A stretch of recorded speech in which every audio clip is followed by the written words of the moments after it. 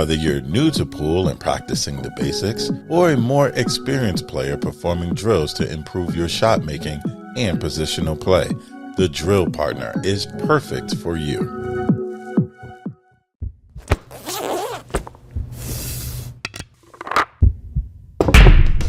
PremierBilliards.com. Exceptional cues, cases, and accessories from top-tier brands. Want it? Need it? Find it. PremierBilliards.com. Welcome back, Pinozo, to another episode, another day, and we're on a roll here, man. Back to back, you and 2 I. days in a row.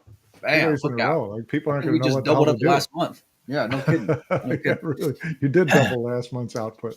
Well, this is a fun one. This is an exciting time of year. World Pool Masters is on the horizon. We are 2 days away from the action kicking off, and we're actually going to go 3 for 3 when it comes to days, Mike, because tomorrow, 11 a.m. Central Time, we got Right the boss, here. Emily Frazier, coming on in the hot seat. I've been getting messages from Adam. What are we going to talk about? I said, we'll be easy. We'll be a little easy. He messaged me today. He told me we were going to talk about the World Pool Masters. Well, he said, you guys, talk about the World Pool Masters, give a lot of plugs for World Pool. I said, we're going to do that with Scott, but Emily, the gloves come off.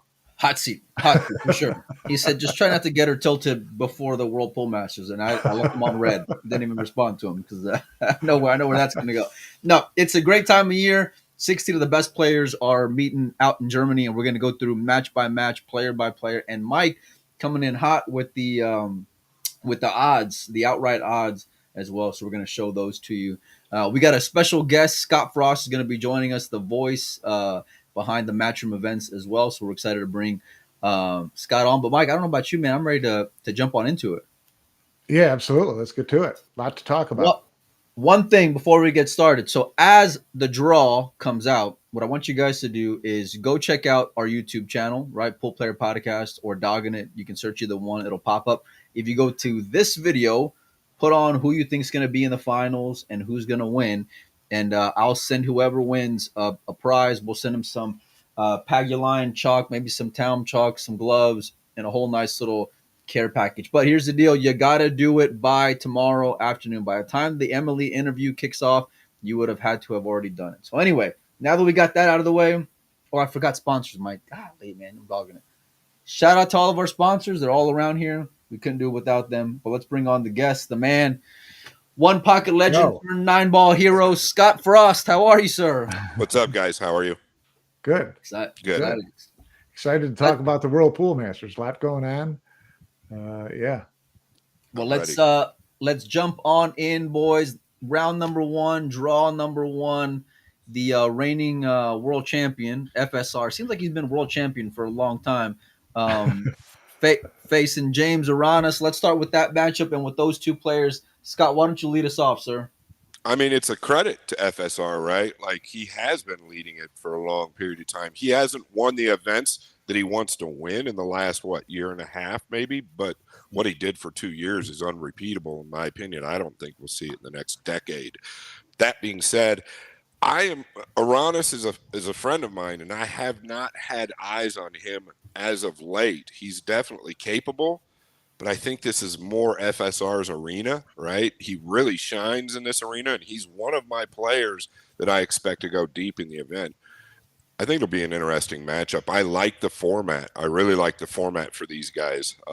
And then you can't forget the time changes either, which I'll talk about more for the American player as we go.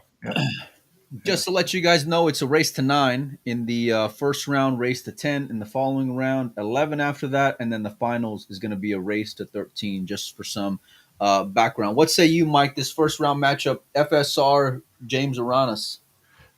Interesting matchup. Obviously, James had a big coming out party last year at this event, right? Played really well. Wasn't it the World Pool Masters? I thought it was the World Cup of Pool, wasn't it? Oh, World Cup of Pool. Well, yeah. World Cup of Pool was the teams thing, but there was an event that he played well at last year in one of his first Matchroom events. I thought it was World Pool Masters. I could be wrong. But, like Scott, have not seen him in a while. So, don't know where he's at with his game. Obviously, the whole Filipino crew, with Marboys and the whole group down there, they're putting in a lot of table time these days, and they're gearing up for some big runs. They're all going to be coming out in force to the Mantrum events. So you got to believe he's going to come in pretty good stroke. So in FSR, at the PLP, had some ups and downs, but finished pretty strong, made it into that final 6. So, you look up and down, it's hard to look at any of them and say, well, this is a gimme. Yeah, there just isn't one in there. Well, FSR is coming in as the 3rd betting favorite behind Josh Filler and SVB. Kind of surprising for me, just given, like Scott said, the way that he's been playing the last, year and a half. Not to say he's been playing bad by any means, but just certainly not to the level that we saw a couple of years ago, and some great points there for sure. James, although he won the World Cup of Pool, I feel like he does better in that team kind of environment where he's around his friend and he can feel more comfortable. This is a bright stage, the brightest of lights, and you're out there all by yourself. And, you're out there against the reigning defending world champion in FSR. I don't know. I know that when James is fluid and feeling good, his 9-ball break can be pretty deadly. He can be very controlled and have a lot of success with it. He's going to need it, though, because France seems to be getting stronger as the months go on. And I don't really know. I'm not sure that either that Fran belongs in a top 3 betting favorite for me, but that was kind of a little bit of a surprise to me, and pretty substantially over like Pinico and Federer, people like that. Aranis did finish, and he did reach the semifinals last year here, and lost. Oh, there you go. So and if that happens, then I wouldn't like him to repeat the performance. It's hard for these guys to play the same way 2 years in a row. Let me bring Scott back in here, Mike. One second here. Let me bring in Scott. Scott, are you still with us? Yeah, sorry. I might get a few phone calls. I hope not. It's a little early for a pool player over here. Airplane mode. Yeah, that's what we usually do. Oh, shoot. Should I just go to that and come back? Yeah, it might be better, Scott, if you can.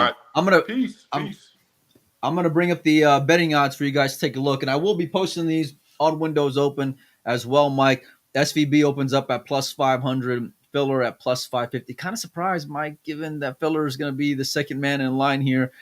FSR at 650, Copigny. And just for you guys who don't know, Filler.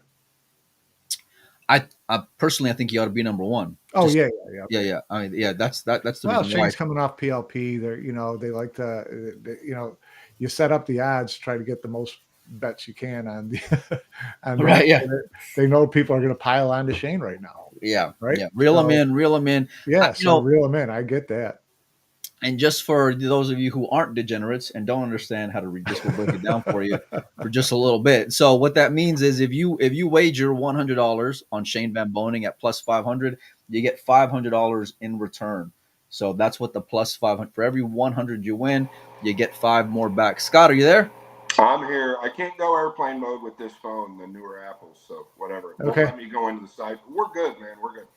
Okay. Good deal. So we were just going over the odds a little bit. Scott, Shane opens up at plus 500, Filler at 550, FSR plus 650, and the defending champ at plus 850. Kind of surprised to see Co there, 4th in line, or what do you guys think as far as the odds and favorites to win this event outright? I guess I'll go first. I think, listen, everybody loves Shane. I'm a good friend of Shane's. I'm a Shane fan. We're talking about a 9-hour time change, right? Now, listen, he's there now. I know he just got there. And we all know he's been practicing very hard. He's been live in his basement practicing the last week, really. In my opinion, that 9-hour time difference doesn't even catch up to you till day 3, 4, 5. And I know that for a fact, right? So in my opinion, I don't feel like he got there early enough. Number 1. Number 2, when you come off of a big win and put everything you had into what he did at the PLP, and I was firsthand witness, he and I were pretty close to that event. When you put everything you had into that, the expectations, as we see, are typically a little too high. In other words, the pressure that is just naturally put on Shane is really heavy. I'm not saying he's not a favorite to win, but I really think that it might be a little bit more than people think, or a little bit more difficult than people think on him going forward this week. How What do does you it? say, Mike? How much does it take out of you, Scott, to win an event like that? I know it puts a lot of pressure on you because they say you're having a roll, but especially that format, 31 matches over Oh 8 days, and then you saw him slump on the table when he won. How hard is it to regroup and try to get to that level again as quickly as the next tournament? Yeah, I think physically it's okay, right? I think physically he's there, but I think the expectations are always subconsciously there, right? Now that he's won the event, I think they're subconsciously there, and then you throw in that time change. Your body's not normal. We're talking 9 hours. Like it's not 2 hours, it's not 3 hours. He's not going from the West Coast to the East Coast. He's all around the world. He's in Germany, right? So I think when you add that in, I just don't expect him to win this event. I would love him to win this event. I don't expect him to win this event. I think putting him at a favorite is a little bit of a trick, right? I Yeah, think for it's sure. a little bit That's of what the books a love. yeah. Yeah. And I'm just being honest, right? And listen, that PLP event, Shane was knocking on death's door by the final day. A couple little things happened in that finals that sparked him and turned the light on. And it was literally a defensive play that he made. He was going to go for a bank, and I saw him keying up to bank this ball. And last second, he decided to play a defensive shot. I think he was down 3-1 when this happened. And it won him the game, the defensive play. If he goes for the bank, he probably loses the game and goes down 4-1. It won him the game, and it seems like it set him back in the right mindset, but he was worn out. What he did that week was absolutely astonishing to witness in person. I have an all new respect for all of those guys. Well, I got the draw. I got the draw up right now. Go ahead, Mike. Sorry, go ahead. Well, you and I were talking, Mike, about how these how about you and I go, I go 4 miles to work, and it's like a 1 minute time zone change. I'm wrecked. The next day, right? So Yeah. these guys they do it all year long. Yeah. These time zones that are all around the world, and then they get in, and by the end of the first day, they're in dead punch, and you don't know how they do it, event after event, year after year. It really is mind-boggling, isn't it, Scott? It is. But what he did, I've never seen. And even his peers, the elite players, will tell you there's no way they've ever seen what Shane did. He did not leave the practice table, did not leave it. He was there from 10 a.m. till about 7 or 8 p.m. every single day. We didn't see him leave for lunch. We didn't see any of that, right? He never left. The only time he left was to go get Starbucks, I'm guessing. But it's really vintage Shane, because that's what we've seen over the years. And look, I get what you're saying without a doubt when it comes to the time difference. I mean, but I think I'm sure these guys know how to manage it more or less to some extent, especially a guy like Shane. And let's not forget, I mean, this guy's won this event twice. I think when it comes to the odds, though, I don't think it's any kind of like what's the phrase I'm looking for? Like, we're not doing this because he's SVB. I think the guy's playing well right now, and he's got the experience. I think this first round matchup against Quach, for my money, is a little bit of a trap, because he can very well go down in that first round. Quach's the guy who's had his number a few times. And so for me, that would be the one to kind of get out of. But I think when it comes to an odds standpoint, more or less, I would probably put him behind Filler. I'd probably swap them out. But you can't argue he's close to the top of the game, and which is a scary thing to think about. If I'm an SVB fan, though, listen, I'm fine with Shane going out the first round. I just want him deep come June in Saudi. That's the number one thing. I want him going deep in the World Championship. So let me stress real quick, guys. Sorry, I have to disagree, Mike. I've been around Shane since the very first time he come on the scene. I watch him practice at all the majors.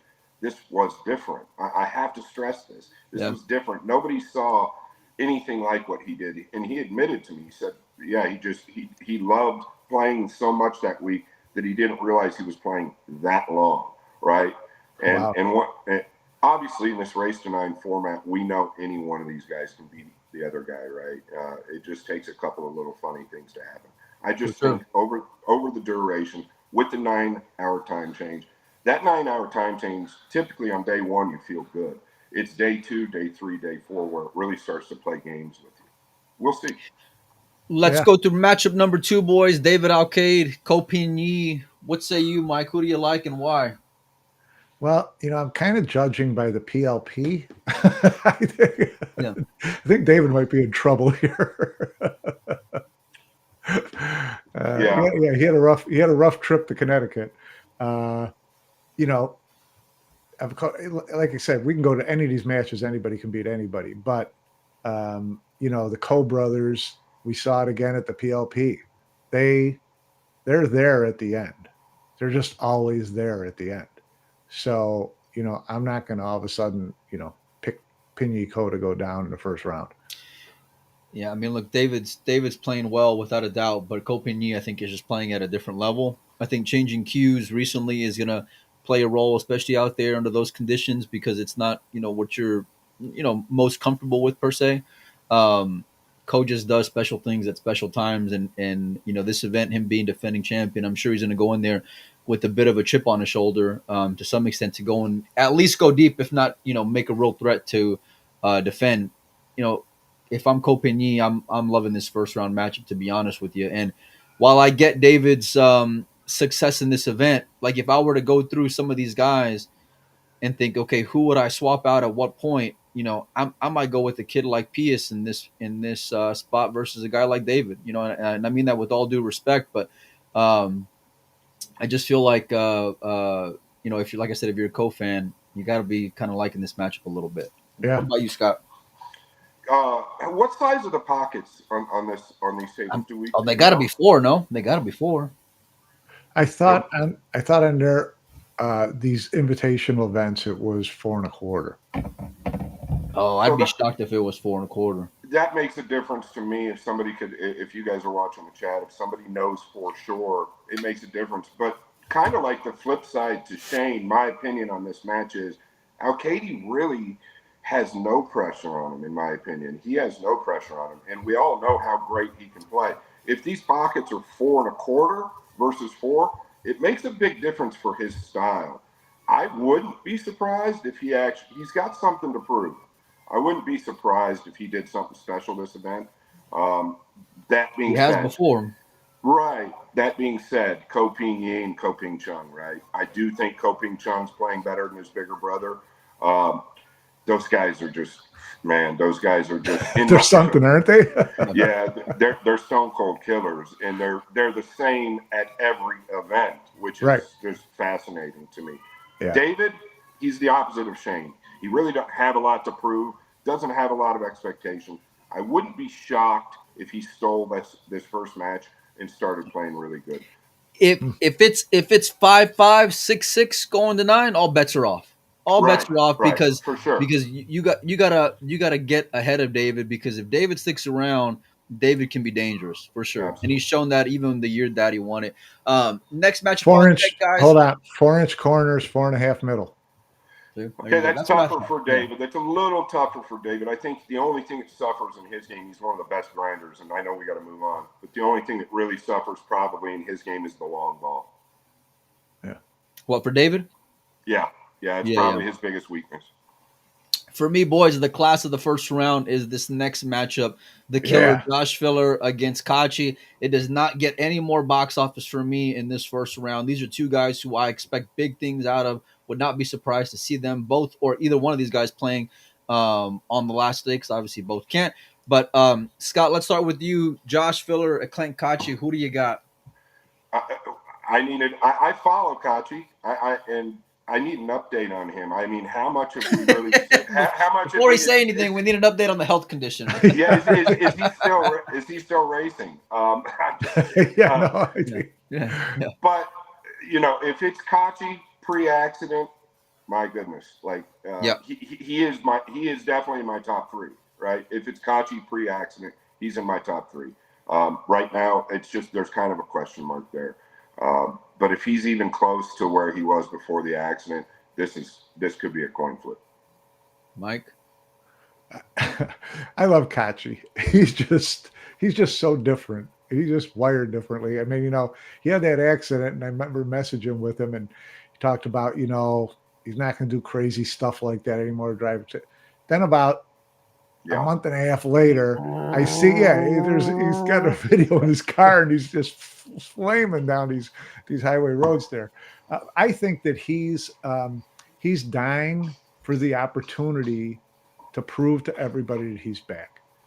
He took a pretty good run at it at the World 8 Ball, but I think that he's looking for at one of these events as, okay, I'm going to run through 3 or 4 killers and show these guys that I'm back, that I'm a Mosconi Cup threat, that I'm a threat to win a tournament.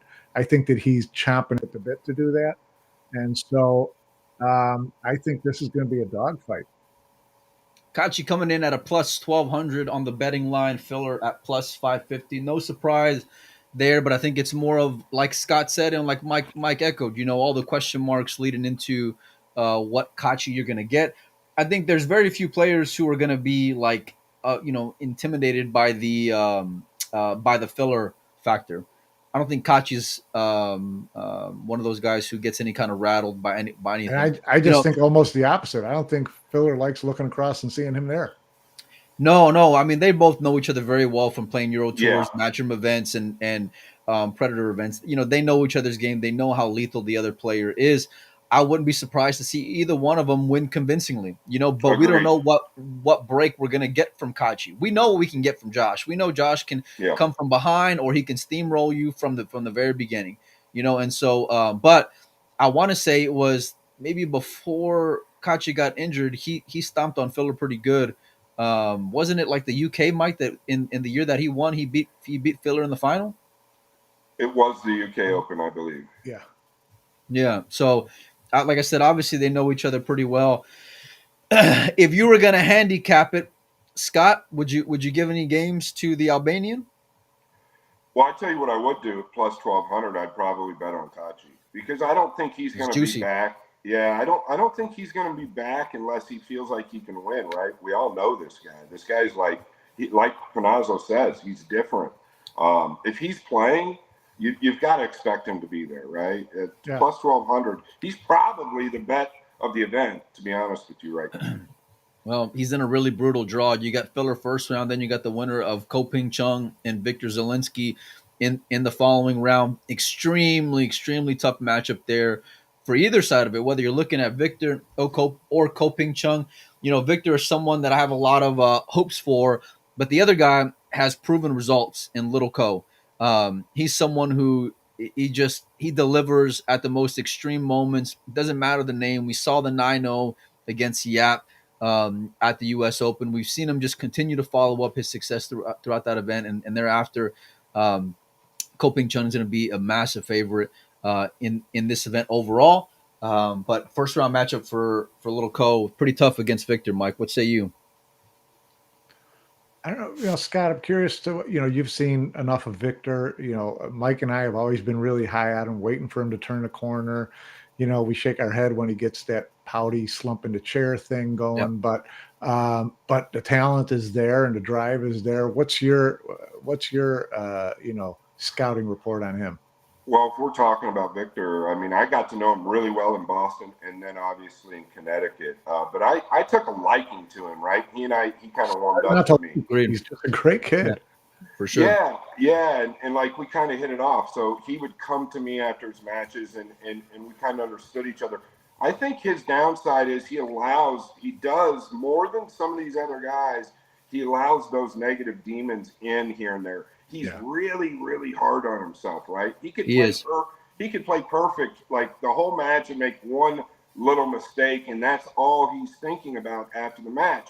From what I get from him, which I don't even know how you play like that, but at the PLP, he opened up coming off the win in Boston. He opened up looking like he was just going to run away with it. We all knew that's not possible at that level, right? You have to keep with it.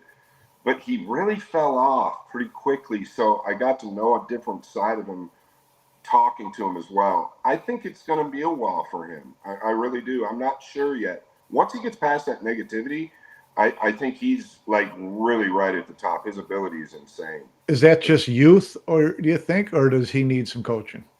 He might need a little coaching. Yeah, and it looks like he might be earning for that coaching, right? Because he was kind of the way he not like I was his coach, but I think he might need a little coaching. That might be it. Yeah. I'm pretty sure when I spoke to him in Vegas at the Rio that he was saying that was something that like an area of focus for him was the mental part of it, and we've Yeah, all he knows it's there. I yeah mean, yeah you for know, he's sure not at least he's aware of that, he's not in denial, right? which a Which is lot of big. players will do.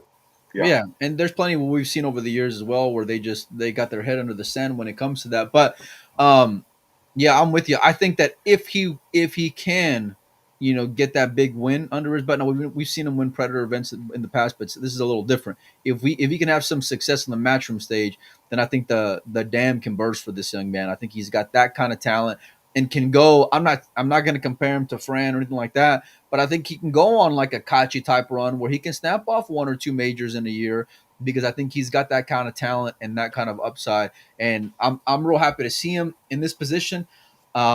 I think the first time we saw him was last year, if I'm not mistaken, and he looked like a deer in headlights. So you got to perform better now that you're here again, and you got to get past this first round matchup against Ko Ping Chung. So heading down to the bottom, boys. We talked about this briefly. SVB, Huang, Scott. Shane, you touched on it, but is this a trap match for Captain America?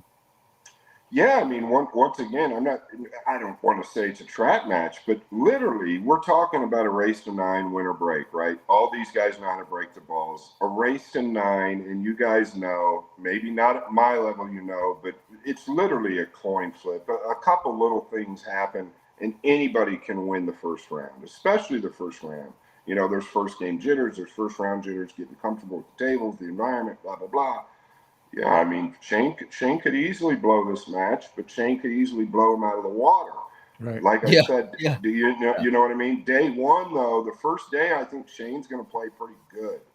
I'm going to be more interested to see what happens in day 2 and day 3. I'm really focused on that time change just because I know how hard he's been working, and him and I've been talking a little bit the last couple of days, and I'm just he's the type of guy to not stop. I don't want him wearing himself out. He really has to rest overseas. Quach's not exactly coming from next door either. Yeah, but I don't think he has as much to lose, right? Yeah. All the pressure's on Shane, so it might become a little bit more magnified. That's just my opinion. Now Shane's in your ear a lot. What is he ever brought up Quach's name as far as being a pain in his side? No, we haven't even talked. We never talked about the draw, so no, he hasn't. And I'm going to be honest, I don't know much about Quach. There's 2 players I'm not real familiar with their play as of late, Aranis and Quach. I don't know a lot about him, to be honest. But obviously, the way you guys are talking about him, and he's there, he's got to be capable. He was showing form going into the U.S. Open last year, and especially leading into Hanoi. I know there was a lot going on outside of the event where he didn't end up playing in Vietnam, which caused a lot of stress for him. They know each other real well. I remember being there at Mandalay not Mandalay at Harris in wherever the hell the U.S. Open was, and it was at the it was funny because it was at the Hal booth and there was Huang and Shane, and I was doing some stuff with Shane, and he tells Huang, he's like, I'm not gonna go play in that what was the event, Mike? Qatar? And Qatar Correct. was right Yeah, after. he bailed on Qatar at the last minute. Yeah.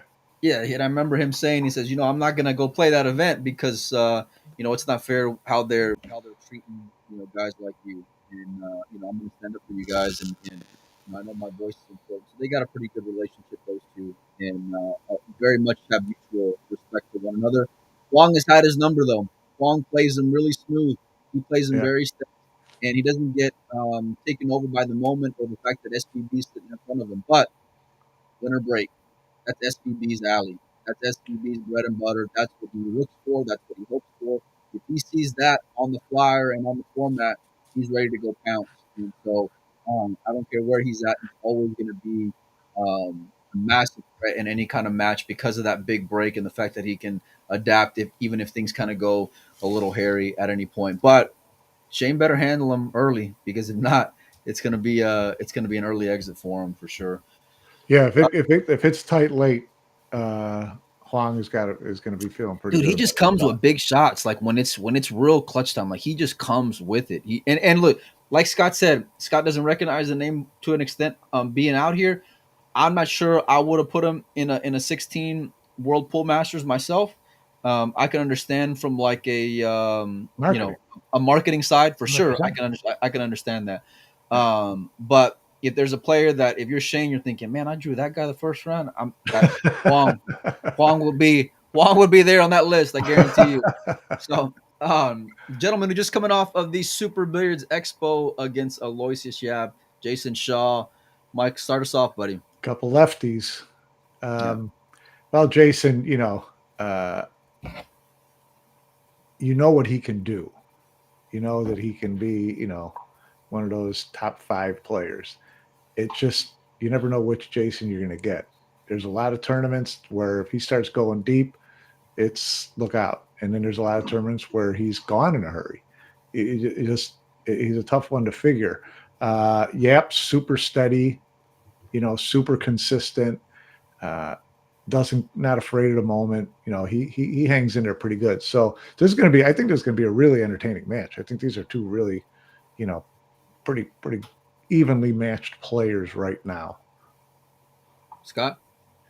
Jason's at the top of my list in this event, and here's why. He was devastated about the PLP. I talked to him throughout. We're really good friends. I'm very fortunate to have him as a friend. Same with Ara. It hurt him to the point where I can't even explain it. Like, he's such a competitor. He wanted to show out that event at his own room, which is so tough to do. They were great hosts. Yeah. Jason's the type of guy at this point, money really isn't something he is motivated by. But I think he's motivated by what happened at the PLP internally. And when he's motivated internally, he's a different animal. Yeah, for sure. Right? Don't get me wrong. I love Yapp. I think he's smooth. He's yet to win anything major that I've been waiting for. He's going to do it. But, man, I really think Shaw's in my top 4. He's in my top 4. He's probably at my 4th. But it'll be interesting to see. I think he might shine this event, and it's because of what happened with the PLP, and he's busted his ass since then. It shows. I mean, he followed that up with the win at the Expo. Talk about momentum. I know the Expo is not the Masters by any stretch, but Jason's got some confidence in his queue right now, and he knows this event pretty well. Any kind of extra motivation is just going to make him that much more deadly. But when I think about guys who, when I think about the A1 players, the elite of the elite, and a guy who can just pick off any and everyone, Yapp's on that list. Yapp can pick off anybody. Yapp, I wouldn't be surprised if he wins something like 9-2 because I think he's got that kind of game, and he can be super steady. The conditions really don't make a difference for me one way or the other because I think Yapp is just that much dialed in. Like every time that I see him, it's very rare that I see him just kind of disappear. And I think I saw him out there at the Griff's event in that first event that we held out there. And he did disappear in that one, but then I talked to him right after his match, and he was like, I've been sick as a dog since the Rio. So he's coming off of, I think, a national championship 10-ball win out there in Singapore. So where he did say he wasn't playing his best game, but nevertheless. He always says he's not playing his best game. Yes, he does. I've always talked to him during finals. He's like, well, I didn't really play well in the semifinal, and I didn't feel good. I haven't felt good the whole tournament. I'm like, Jesus, you're like Luther Lassiter. Yeah. He's that type of guy, Molina. I agree with you. Like, he could beat Shaw 9-0, 9-1, 9-2, and so on. He is that type of guy. Just for some reason, something continues to stop him to win a real major. Jeremy Jones and I talk about it. But these are the guys that the minute they do, they could probably go on a run like FSR. Yep. He plays that good. Well, he's got some rattle to him. I've seen him in other events where he's deep, where nerves can kind of creep up on him a little bit. Like, in other words, where you got the talent and the skill set to get to the final day, right? The last match per se. Yeah. But like sometimes you can shake a little bit. I think he's exercised a couple, some of those demons. For sure. Listen, anytime you get 16 of the best players, you're never really going to have a cakewalk in that first round, right? And so Jason is far from it. And when I said it could be 9-2, I wouldn't be surprised if it's the other way around because of Jason's momentum right now, So it's just that type of tournament, which is part of the reason why I love it. You know what I mean? I'm looking through this and I'm like, I can afford to miss that matchup or not watch that matchup. Like every single one of these, I'm excited to take a look, and from a number of different storylines for all of it, So And a couple of these matches, the winner break format really makes the match even juicier, and this is one of them. This is one. That's right. Jason and Yapp for sure. Absolutely. Yeah.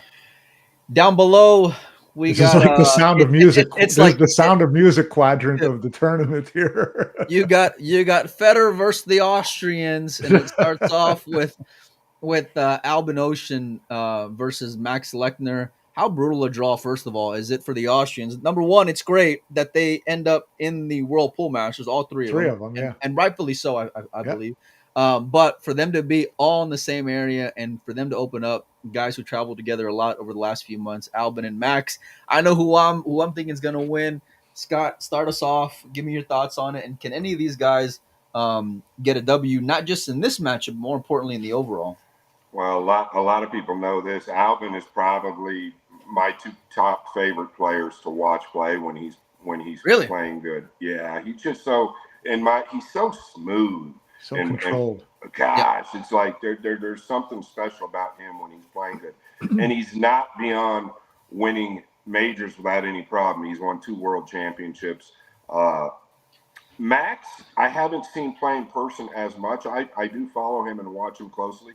Once again, I think this is another coin flip. It's unfortunate they got to play each other, but these guys are kind of used to that, right? Like at the PLP, they're all playing each other over and over and over, and I'm watching really closely at how they handle that, and it's really impressive, right? Like they don't hate the opponent.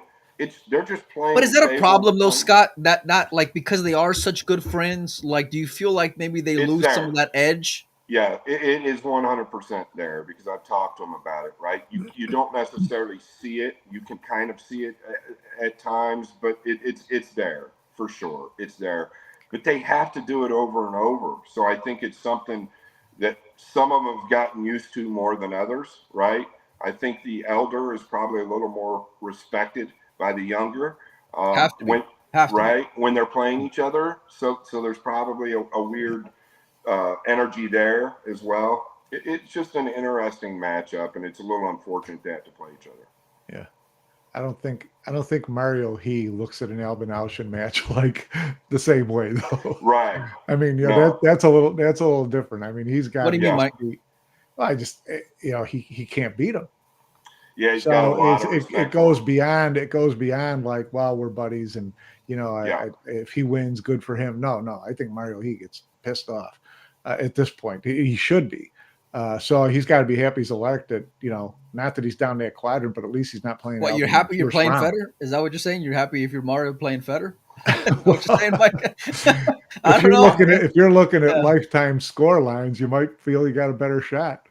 I think he's happier he's playing Federer than he is Albin. I guarantee you that, right? Or Max, but I mean, No, I think Max and Albin, good matchup. I think you got to favor Albin. I mean, we've been waiting for Max to kind of turn the corner since he got to the U.S. Open final against FSR, and he just hasn't gotten there. This would be a cool event for him to go deep in or win, but it's not. I wouldn't bet the line on it. Let's be real. If any one of these, if a Max gets on a run in this tournament, very good chance he may be on a World Cup of Pool team as well. So I think there's other things that could be that could be a part of this. Sure. That's not official, but you know what I mean. One of those things that's certainly going to be taken into consideration, and I mean that with all due respect. I mean, I know what Mario and Albin have done in that tournament, but Max has certainly been close to knocking on the door. I know Max just changed Q companies recently. What effect that's going to have on his game, and in these more high pressure tournaments, we're about to find out. Because here you are, you're on a solo stage. This is a final 16 of I know Mike doesn't think it's a major, but of a pretty major event. So, Mike, you don't think it's a major? Yeah, don't get him down that. There we go. Let's go. Have it out, Mike. No, it's real easy. It's 16 players, single elimination. No, 14, I think.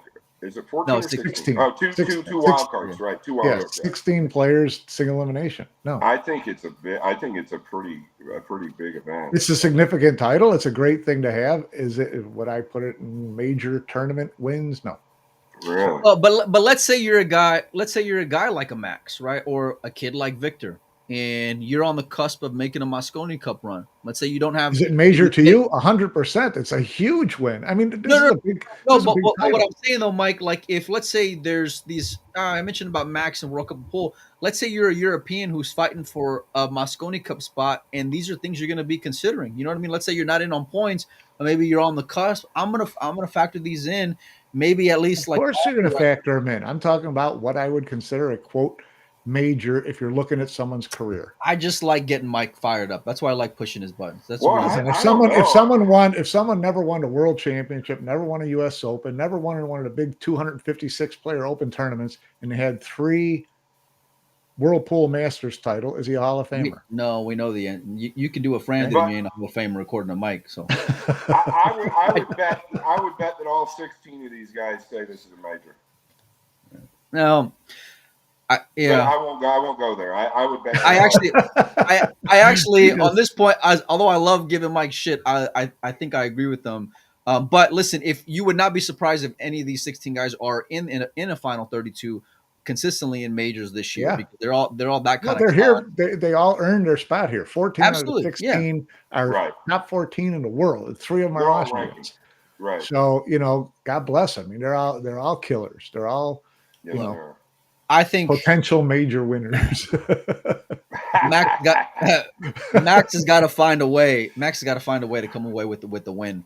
And obviously, you respect Albin quite a bit, and everybody should. Albin is probably the most consistent player over the last 10 years out of anybody on earth. Because if you look at just from World Championship finals and hardware and things like that, the guy is just the epitome of it. But Agreed. outside of Hanoi last year, we really haven't seen a whole lot, and Albin has said as much. So here's an opportunity. If you're Max, none of us would be surprised if Albin comes away with the win. I like Albin a lot, but I'm rooting for Max. I just don't know if he's gonna have what it takes, because Albin's just a killer, man. Albin's just a killer, and it's this point in tournaments when Albin just seems to figure out a way all the time to put it into a different gear. Like he just finds a way to win. It's rare that he takes flyers. He's always taking the right shots. His execution is normally like at a very high clip. He's just that's why he's Albin Ocean. So Never won this tournament. well, maybe the only thing that on The only the major calendar that's that not he on hasn't won. his resume. Yeah. Yeah, I think the format suits him as well. I think this format suits his style, but we'll see. Yeah. Feder Gorst, boys, the new American in the neighborhood. Scott, let's start with you. He faces Mario He in the bottom part of the bracket. Boy. Come on, Scott. Come on. Give me some heat here. I'm waiting for Federer. I don't know. Maybe I don't know. I'm waiting for Federer to really stand out to me a little bit more, I guess I should say. I'm just going to be freaking honest. Yeah. Obviously, right? We all put him up there for sure in the top 5, right? Typically.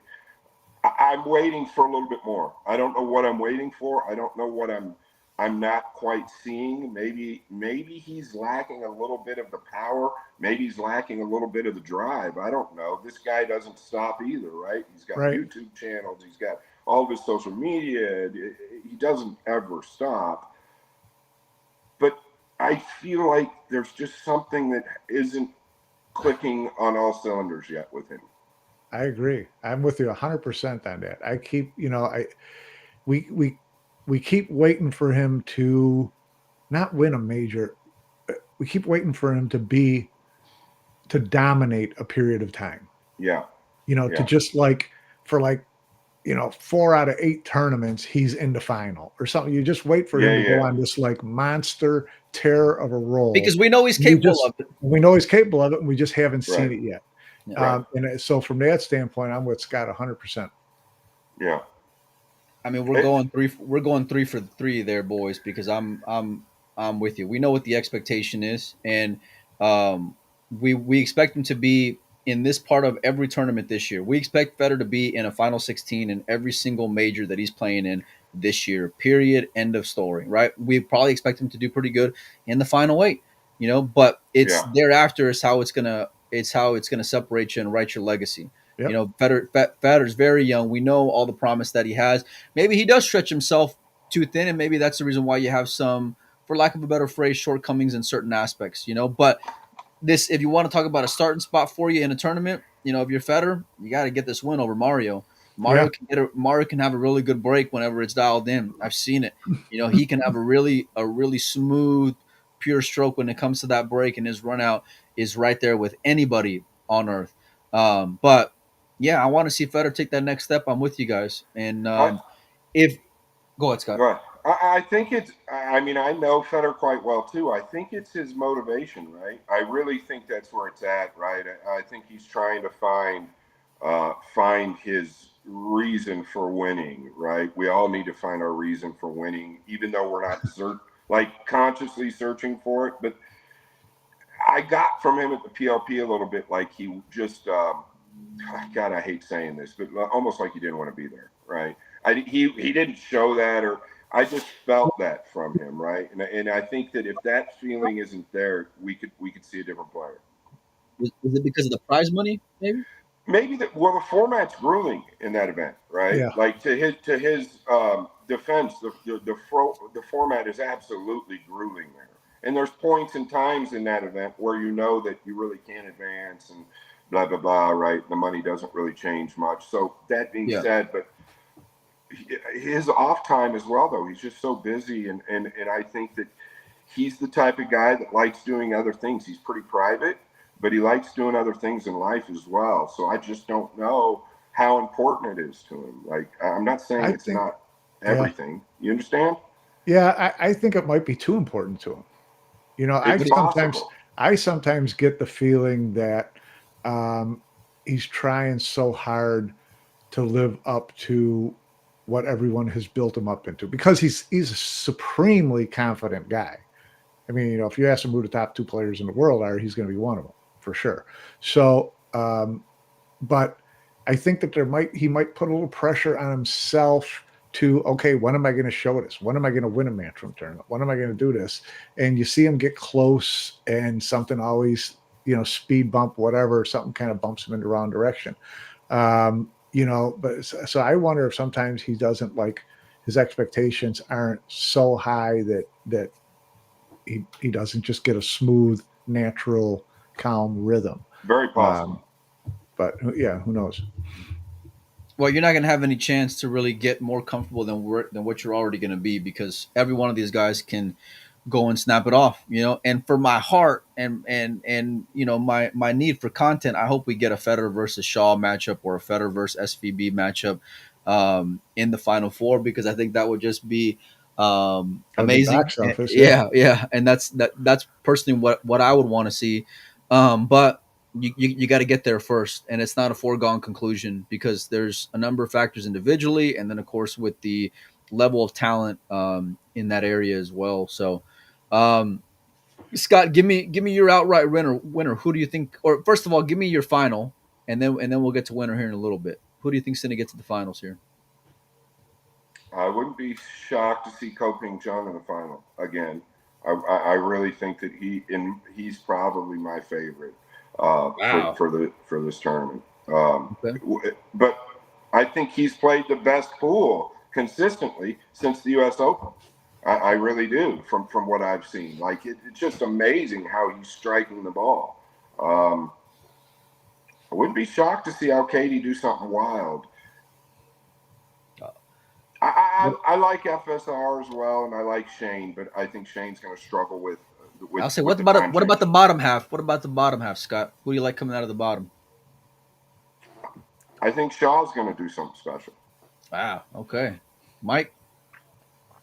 I like Federer on the bottom. I think he will, get some consistency. He's your new SVB. Every tournament you start SVB. No, not true. And now every tournament you're just picking Federer now. Not true. I can't remember the last time I picked Federer. It is, Scott. It is for sure. No, I like him on the bottom, just the way the bottom shapes up. I think he can get a little bit of momentum going and go. And I'm with Scott on the top half. I like Ping Chung Ko. I like one of the Ko's, and I don't see Ping Yi winning 2 years in a row. So Yeah, I mean Scott made a great point when it comes to Ko Ping Chung for sure. I'm going a little dark horse here, boys. I'm going with the Albanian up top, and I know he's got a deadly road to get through with Filler and with Ko Ping Chung right there, and then you get whoever in the top half, possibly maybe FSR or his brother or Ping Yi. yeah. So it's not going to be easy for sure, but if you can weather that first part of the storm, and especially like Scott said, and I'll bring back up the odds here in a minute. Kaci is pretty juicy at that line, but yeah, listen. The head, like right here, makes sense because we got eyes. We've seen what Little Ko can do consistently over and over again. Doesn't matter the part of the world, right? He just delivers and he shows up, and I think that his style of play is just perfect for the matchroom arena. Doesn't try to force anything, stays in line. You never really see a whole lot of movement from the ball unless you absolutely have to. His break has been phenomenal with the break box and the 9 on the spot. But I'm just going a little bit off the wall here, picking Kaci. By the way, before I pick my one for the bottom, you guys go check out our YouTube page, Pool Player Podcast.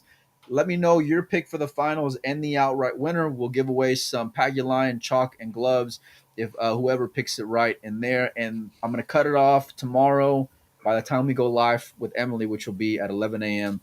Central Time. At the bottom, boys, I'm going a little dark horse yet again. I'm going with Yapp. I'm going with Yapp because I think he's just steady, and I know he's got a tough first round matchup. But I think when I look about those 4 players in his area, I think he can beat either one of them. I think if he does, I really like him getting out of that bottom part of his bracket. I'm going with Yapp versus Kaci in the finals, and I'm picking Kaci to come away with the Whirlpool Master title in 2024. Wow. Scott, who's your winner, buddy? I don't mind those picks, and I got to say, I was looking at Mario He when we were talking about Yapp, and I said that Yapp hasn't won a major. Mario He's the one that I expect to kind of for sure. Yeah. Yes, you know what I'm saying. Yep. He's the one that I was talking about. Yapp is already there, right? He could win this event or any major. Mario He's the one that I keep thinking, God, when is this guy plays so good? When is he going to get through? But I just wanted to clarify that. My winner for the event's Ko Ping Chung. I really feel like this guy is just it's a good choice, Scott. On another level. But Kaci, I like Kaci. I think that's a pretty slick pick. He may go out 9-1 now that I picked him. I picked Mario. Look, I picked Mario to win majors like for a whole year straight, every damn tournament because I thought he's got it. Like you said, I think he's got that ability, and then it's like come 16 or 8, he's just he's gone. I'm kind of at the point where I'm wondering, it's like you look at someone like Yapp and you look at someone like, and you're like Victor, you're like, when is he going to, he's going to win one. When is it going to be? Yeah. I'm starting to wonder if Mario is going to. Yeah. Jeremy Jones and I talked about that. Right. But eventually it does. Yeah. We're like the guys like Albin, Kopini, they're the exception to the rule. But the rule usually is that if you don't get there, even if you're knocking on that door, after a while it just closes shut and you become, kind of an afterthought to some extent. Yeah. Yeah. Agreed. Mike, who do you got though? Mike, quit. Don't be tiptoeing around. I got Little Ko. Ko beating Federer in the final. Okay. Yep. Both of you guys with Little Ko. Let me know in the chat who you guys think is gonna win. I'm going to bring up the odds here one more time so that way you guys can check it out. SVB up top. Little Ko. Where is he at, boys? I'm trying to look here. Is he even on Little Ko's 10 to 1. Oh, there he is. Man, betting 100 to win 1,000. How strong is that? Are you there? Mike, can you hear me? I can't even hear you guys anymore. I don't know what the hell happened. I think it's on your end. Hang on one second here. My computer's taking a dive. Yeah, no, that's a pretty good bet there, Scott. 100 to win 1,000 with Little Ko. Yeah, I'm going to call 20 of my friends and get some money overseas real quick. Well, look at your boy Jason, Scott. He's at plus 1,400. It's a pretty good return there. Yeah, there's a lot of good numbers there, actually. Yeah, even Federer with the area of the bracket that he's in at plus 900, that looks pretty good as well. Mike, you gonna be putting any wagers down? Yeah, you know me. I'm a big betting guy. I know you. You know, Mike's the a big big. bet for me is you and me betting to last longer between Big Co and Little Co. Here's what ends up happening. I bet Mike dinner. I bet Mike dinner on a regular, and I give him the better of it, and he heists me every time. And as soon as the last 9 ball goes down, he sends me a message. I can't wait. Your phone's ringing. I send him PDFs of menus. Of course. I send him menus. Yeah, Yeah. that's what he does. All the menus I send him say market price. Whenever he lands, Oh, whatever city we're at, whenever he lands, when the plane, like when the wheels barely touch down, he turns off airplane mode and he says, "Hey, where you at?" So right away. I don't know what he's trying to say, Mike. I don't know what he's trying to say, but I'm just putting it out there. Scott, I want to thank you for your time. We always enjoy listening to you. We know you're back at home, but I know you're going to be sweating it. We're going to be having a lot of updates throughout the week, so we'd love to have you back on and just kind of maybe do like daily recaps if you're interested in it. Love it. I appreciate you. What's your pundit schedule? What events are you going to be at? I'm waiting to hear. I'm for sure at the US. I'm at all the American events, but I think something else is coming. I don't really know yet. You know what I mean? Yeah. We'll wait and see. Well, we love to see you in the booth whenever there's an event there. I really do. I appreciate it. Emily Frazier's coming on 11 a.m. Central Time tomorrow. Make sure and tune in for that. Hit your notifications, hit the like, hit the subscribe button. Like I said, we're going to be having a giveaway for those of you who picked the final and who picks the winner, which closes tomorrow by the time that interview starts. Mike, Scott, appreciate you, boys. We'll have you guys on at some point throughout the next few days. And make sure and stay tuned, you guys. We'll see y'all later.